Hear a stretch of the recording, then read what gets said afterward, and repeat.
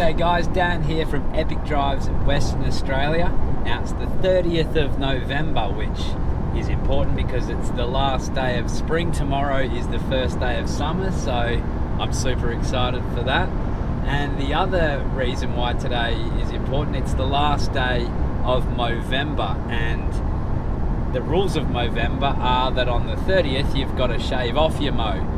And I'm not going to be at home to do that. I'm actually going to be at a campsite called Basin. So I've brought the clippers along with me, and I'll shave it off down there. I'm doing a four-wheel drive trip.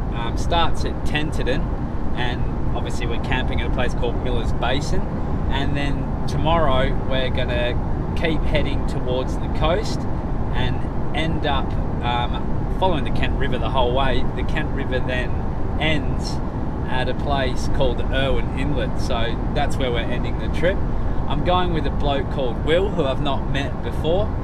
He's a Mad Cane four-wheel driver as well, so it's going to be good to see him. We should be in Tenterden in about 3 more hours, so it's a fair old hike.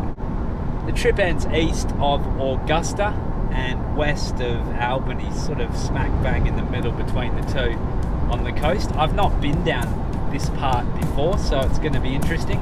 I'll see you when we get to Tenterden.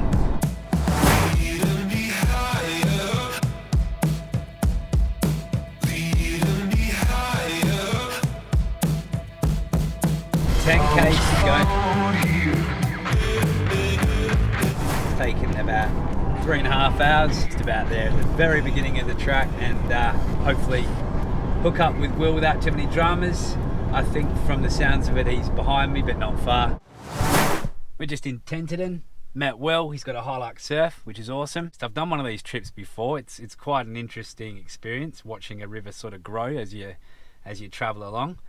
So hopefully it'll be a good trip. I don't know if there's any extreme four-wheel driving, but we'll see, eh? Here we go. So the first priority is to actually find the Kent River. If my aim is correct, it starts here. I'm not expecting to find any water because it's been quite dry. There's somewhere around here. No sign of it though. Carry on and check the next point where it might be. So it looks like there's a little bit of a floodway with some tunnels under the road. This must be where the Kent River starts. Whoa, I'll just store my car as well, bloody hell. Let's get out, meet Will.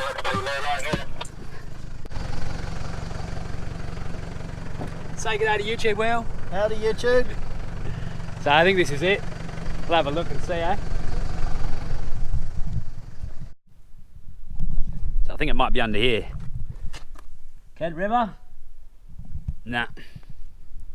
Can't see it.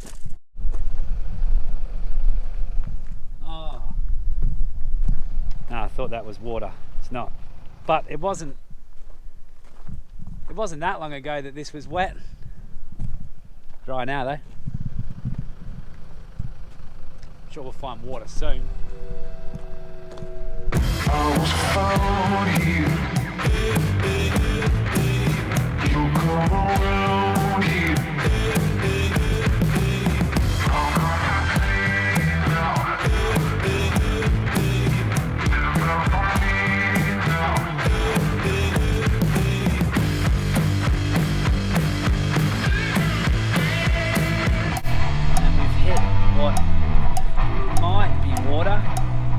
Kent River is somewhere along here according to HEMA maps, so any minute now we'll hopefully get our first glimpse of the river that's going to be guiding us to the ocean for the next 2 days. But we are still fairly inland, and it has been dry for the last couple of weeks, so it's amazing how quickly things dry up.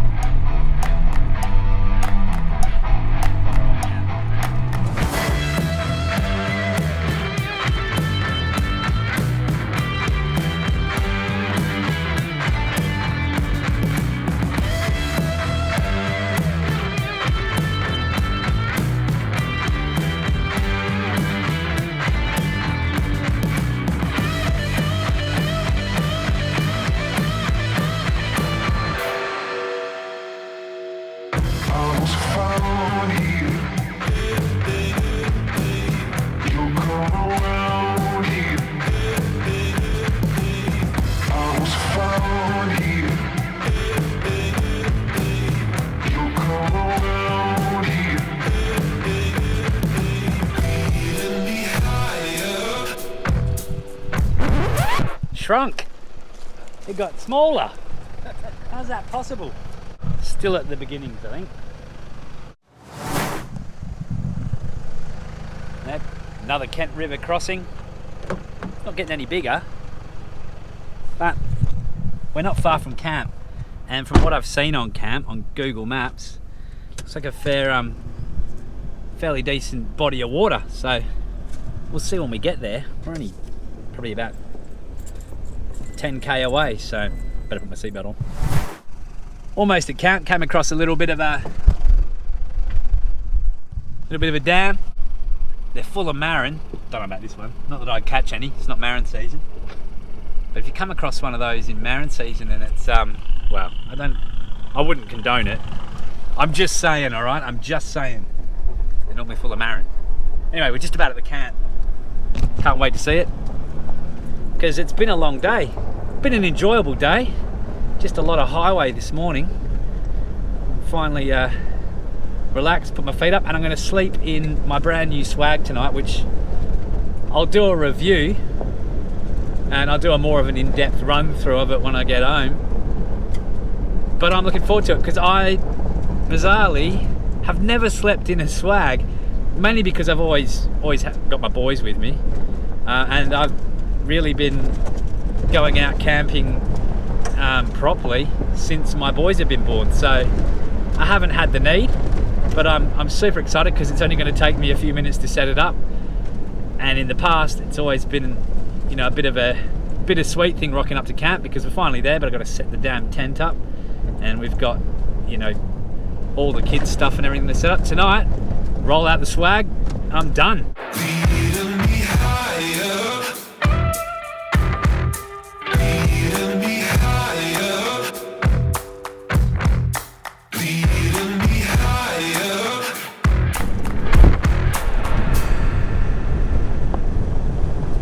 So we're about to rock up at camp. Before we do that, I'll just give you a quick run through of the history of the area. Now, the Kent River was first put on the map by a Royal Navy surgeon turned explorer, Dr. Thomas Braidwood Wilson, in December 1829.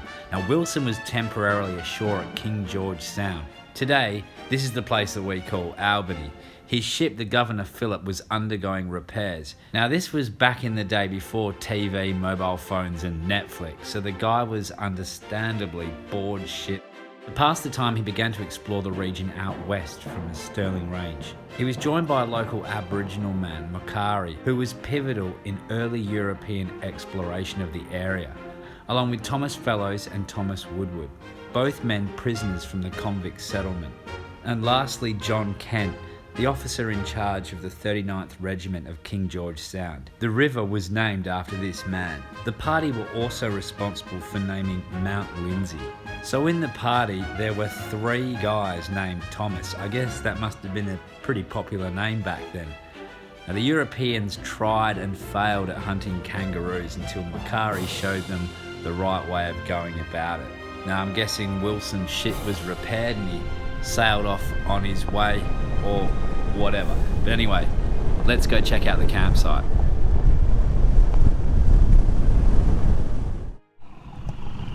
We made it. We're at Miller's Basin. Just gonna park our cars, quickly set up. Well, maybe probably check it out. There's water here. We'll go and have a look before it gets dark. And it's a nice spot. It's a really nice spot. Okay, so camping there.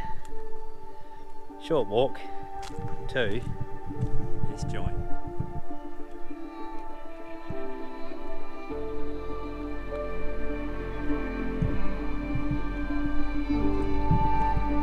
Miller's Basin.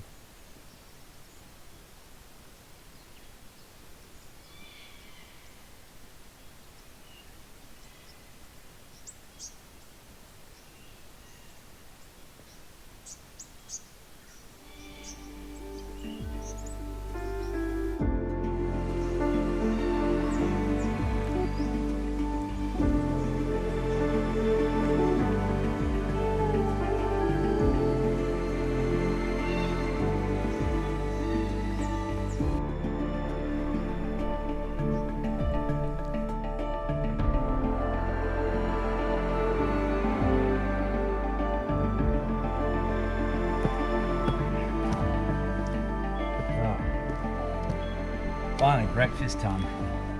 I don't often video my cooking because it's never that interesting. Will was asking me last night. Well, he said he noticed I never really film camp, mainly because it's not that exciting. So this is my cooking segment. Now this is for you, Will. Here's Will, come on in. I haven't actually spoken to Will. Well, we've been chatting a lot, but I don't think the conversations we were having last night would have really been appropriate, would it? Probably not. This is Will. Good morning, all. Getting this trip out of this book, 4 Drive Weekends out of Perth. If you haven't seen their books, get stuck into it. They're on the internet, you can buy them online, or any sort of major 4 drive store they're around. Sometimes you see them in newsagents. They do a bi or quarterly or bi-monthly, I think it's bi-monthly magazine. They also do ones with entire trips. This one's got 18 trips in it, and they're all designed for overnighters. And then they do a days one, they do a southwest one, they do one for up north. They've got heaps. They've got the Holland track. Well worth having a look at, because you can't go wrong then. You're not just guessing. It's got all the waypoints in it, all the driving directions, and a whole story about the trip you're doing. So we better check breakfast before I burn it anyway. And I'll show you what I'm making, because I reckon it's about as good as Macca's. My wife got me onto these, and I've had a crack at making it myself. It's nothing that you don't need to be a culinary expert. But well worth it. Out in the bush, these things are just ridiculously good. Doesn't look like much now, but I'll show you the finished product. Oh, it's warm. Let's have a look, see.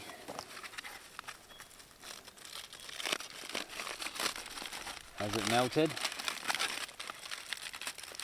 Oh yeah. Macca's in the bush.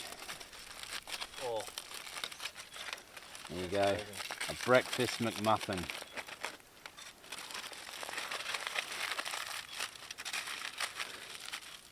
Now, it could taste disgusting and I'd just go, oh, that's the best thing ever. No one would ever know. But I have tried them before and they are good. Bon appetit, Will. Cheers.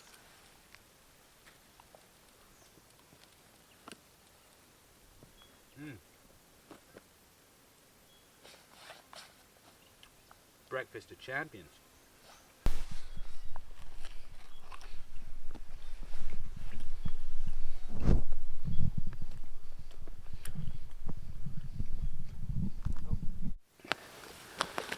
Notice so, it's looking at the book and how much further we've got, and it's about 57 more k's to go on the track. There are unfortunately some sealed roads as well in it.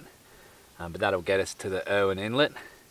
Check that out, and then we're on our way home. We've got to pack up camp. Won't take that long. Beauty of a swag.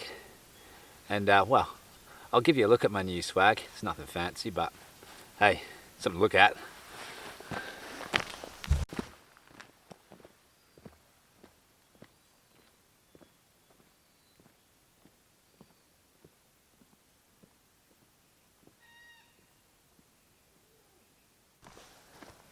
Should also mention, thanks to the guys from Intense Off-Road for this chair. I won it at the show. It's a pretty good chair. It's lightweight, packs up to nothing, and it's a Red Roads. Good chair, folds away, lightweight. Everything you want in a chair, really. Nothing too fancy.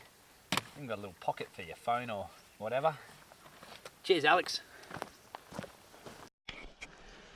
Okay, so this is my swag, brand new. First time I used it last night. It is the cheapest swag I think you can get. I paid, I think it was like 135, 140 bucks. I'll check, I'll put the price down the bottom. June 4-wheel drive boundary. It's a single swag. When I say single swag, I mean single. Like so single, lonely single. But it's kind of good because it was quite cold last night, and I think being so small, it holds in a bit of heat. So just a sleeping bag, got my pillow from home, bit like that. That's one tip that I've got for everybody is, if you sleep uncomfortably in a tent, if you bring your own pillow, you sort of trick yourself a little bit, because you've got that sort of, you know, the familiar pillow. But it worked well, it stayed up, it stayed dry, which I was a bit worried about condensation, which is quite common in all tents, including swags. Just from your own breath, you end up in the morning with a wet tent. Didn't happen last night, and it was fresh. It would have dropped, I don't know, probably would have got a little bit below 10 degrees, and it survived it. So I'll keep reviewing it as I go and I use it, and we'll see how long it lasts. It seems to have fairly decent zips on it, fairly bulky. That's probably, with most things, the real weak point. This mesh as well seems quite tough. Nice Velcro, and the canvas, standard canvas. Can't complain. They do bigger ones for a little bit more. So they do a double, all that sort of thing. There's so many swags now in the market. It's a very competitive market, but certainly something to have as an option when you're going out, especially if you're just solo. So easy to set up, and once you're asleep, I mean, you don't need a lot of space. Only downside I'd say with a swag is you got to sort of get ready for bed outside of it and then get into it, and that whole time that you got to open, you can get bugs in there, and it's pretty confined space if you've got bugs in there with you. You had a couple last night, didn't you, Will? A couple of, was it moths or something in there? Yeah. So you sometimes end up with a few friends for the night. That's all part of camping though, isn't it? We're going to pack up and hit the road.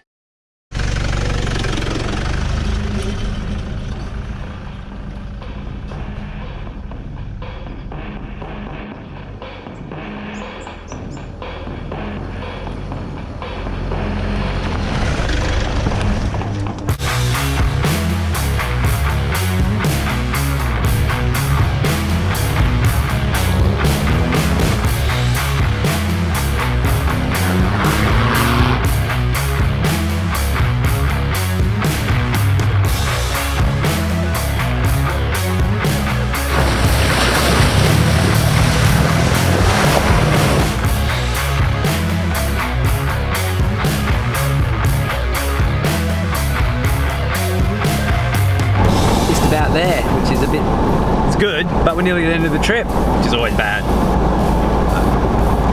So we get back to reality tomorrow. Our first glimpse of the Irwin Inlet.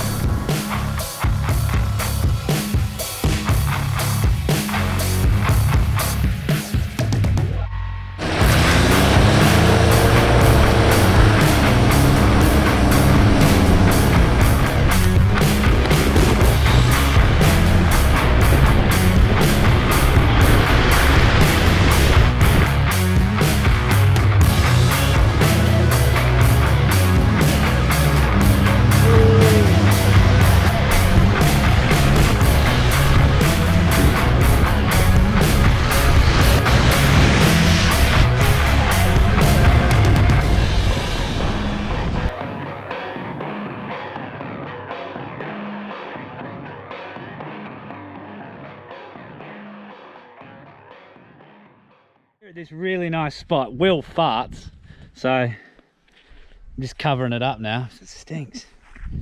The flies are bloody terrible, but oh, we're gonna wade rather than walk. I mean, rather than drive. Let's see if we can get around, because apparently it's a really nice view around here, and you can see the estuary way better. God, it stinks. My thong's stuck. I love how you don't warn me about this kind of activity.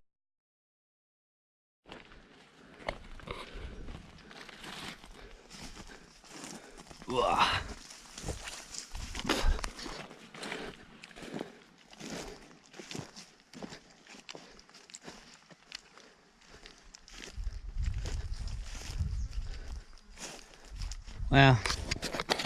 guess I could keep bush bashing through there, but don't wanna. Beautiful spot. There we go, a river from its humble beginnings to its glorious end. The unfortunate bit is it does smell a little bit like poo. Other than that, it's bloody beautiful.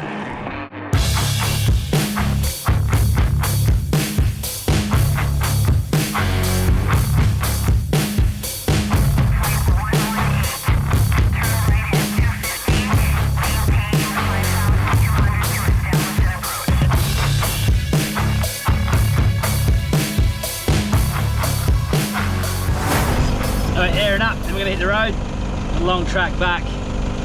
Say it's probably about 4.5 hours till I get home, which will get me home in the afternoon in time to unpack, have a shower, and that'll be it. Put this video together. We'll have a quick chat with Will. I know he's not done a lot of four-wheel driving and he's keen to get stuck into it, and he hopefully got a good taste of what four-wheel driving's about. I hope he did, and yeah, it was a pleasure to have him. Anyway, we'll have a chat with him in a second. Will, mate, great trip. Really nice to meet you. We've hit the blacktop just behind us, so we've got the long leg back home. I reckon it's going to take me about 4.5 hours to get back. It's the part of the trip that I hate the most. But that was one of your first times seriously off-roading, wasn't it? You were mentioning you hadn't done a water crossing before. You've been off-roading before. Just lots of sand and beaches. Yeah, so this was a new experience for you? Yeah, a bit more dirt. Yeah, so what do you reckon would be your highlights of the trip, or your favourite part?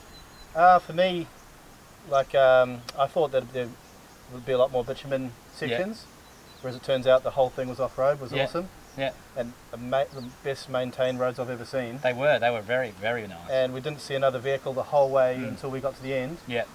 And then got to the campsite all to ourselves. Ever-changing scenery, it was pretty awesome. But the favourite part was hitting the mud. Yeah. First time getting it dirty? Yeah. Yeah, no, it's good. So yeah, well, it's fun doing it, but cleaning mud, that's when you start to think, not so much of a mud fan anymore. Nah. It seems to just be endless.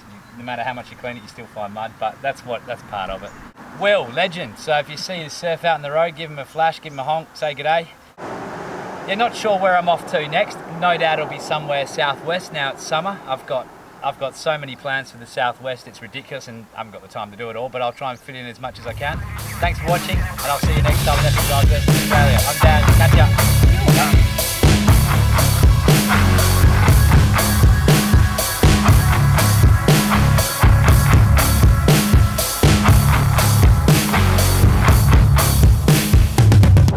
Geez, you know what? I've got to shave off my mow. But thanks for everybody who donated to Movember. It's a very worthy cause, something that, being a bloke, obviously has significance for me, but also everyone knows has a guy in their life that's close to them. If you've got somebody in your family or a friend who's one of those typical kind of guys who never goes to the doctor, or they're feeling a little bit, they're a bit reserved, not talking a lot, ask them if they're okay, because us blokes, we're terrible at talking about our health or even addressing it. I know I am. I'll have to get rid of this mow somehow. Hang on a minute. That's better. I've got a beard now, so I'm heading back to Perth. Might go grab my boys and head down to White Hills, take them for a drive up to Preston Beach. And they're going to head inland and go through a town that burnt down 3-4 years ago. You might remember a town called Yarloop, and see how the locals around there are rebuilding the town. Take them to one of the lakes that are around there, Lake Preston maybe. So I'll see you again very soon in the next episode. Oh, and if you do like my content and you haven't already subscribed, you can do so by clicking the little red box in the bottom right hand corner. Give this video a like or comment. Yeah, and then after that trip, I don't know, I'll probably do another trip down south. If you're keen to come on a trip down south with me, let me know. Anyway, I'll stop rambling. I've taken up heaps of your time already. You've probably got heaps of stuff you need to do now, so sorry about that. But thanks for watching, and I'll see you again soon on Epic Drives Western Australia. I'm Dan. Catch up.